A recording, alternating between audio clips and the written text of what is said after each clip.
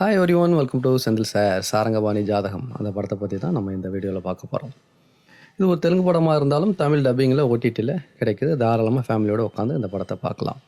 பிரியதர்ஷினி புலிகோடு அப்படிங்கிறவங்க தான் அதில் வந்து ஹீரோ பண்ணியிருக்காரு. சமீபத்தில் கோர்ட் வெர்சஸ் நோபடி அப்படிங்கிற ஒரு படத்தில் ஆக்ட் பண்ணியிருந்தார். படம் பெரிய ஹிட்டு, ஒரு கிரிட்டிக்கல் அக்லமிடான ஒரு படம். நானியோட ப்ரொடக்ஷனில் வந்திருந்தது. அவருடைய அடுத்த படம் தான் இந்த சாரங்கபாணி ஜாதகம். இது அவுட் அண்ட் அவுட் ஒரு காமெடி படம் தான். இந்த படத்தினுடைய டைட்டில் பார்க்கும்போதே உங்களுக்கு தெரிஞ்சிருக்கும், ஜாதகம் சம்மந்தமான ஏதோ ஒரு விஷயம் இந்த படத்தில் இருக்குது அப்படின்ட்டு.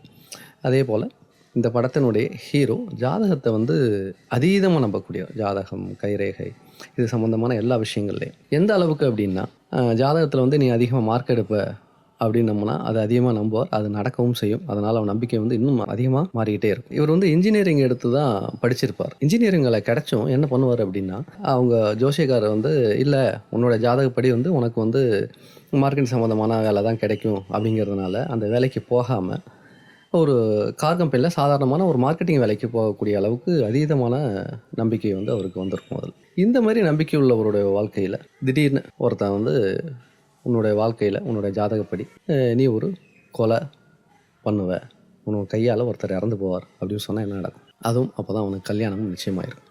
அவனு காதலித்த ஒரு பெண்ணோட வாழ்க்கையை தலைகுப்புற மாறிடும்.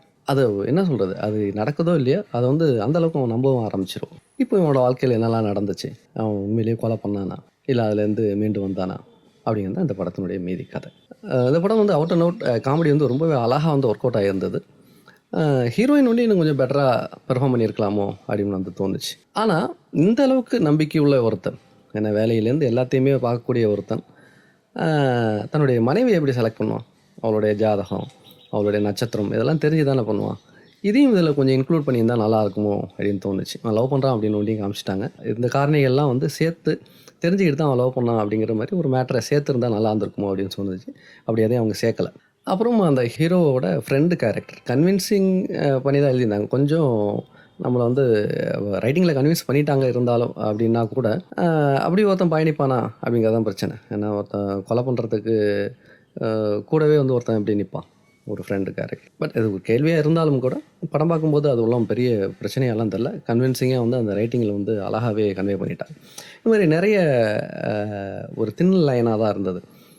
ஆனால் வந்து ரைட்டிங்லேயும் பெர்ஃபார்மன்ஸ்லேயும் அதை எடுத்த விதத்துலேயும் வந்து நம்ம கன்வின்சிங்காக வந்து டோட்டலாகவே படத்தை வந்து கொண்டு போயிருந்தாங்க. டுவார்ட்ஸ் கிளைமாக்ஸ்னால ஹிலாரியஸாக பண்ணியிருந்தாங்க. இந்த உள்ளைத்தா அல்லித்தா அதுமாதிரி சுந்தர்சி படங்களில் கிளைமாக்ஸில் வரும்ல, ஒரு மாதிரி ஒரே ஒரு ஹோட்டலில் ஒரு ரன்னிங்லேயே வந்து அந்த மாதிரி ஒரு கிளைமாக்ஸ் ஒன்று பண்ணியிருந்தாங்க. அது ரொம்ப என்ஜாயபுளாக இருந்தது. ஒரு பாசிட்டிவ் வைப்போடு தான் படத்தை வந்து முடிச்சு வச்சுருந்தாங்க. ஒரு சுபம் அப்படிங்கிற மாதிரி தான்.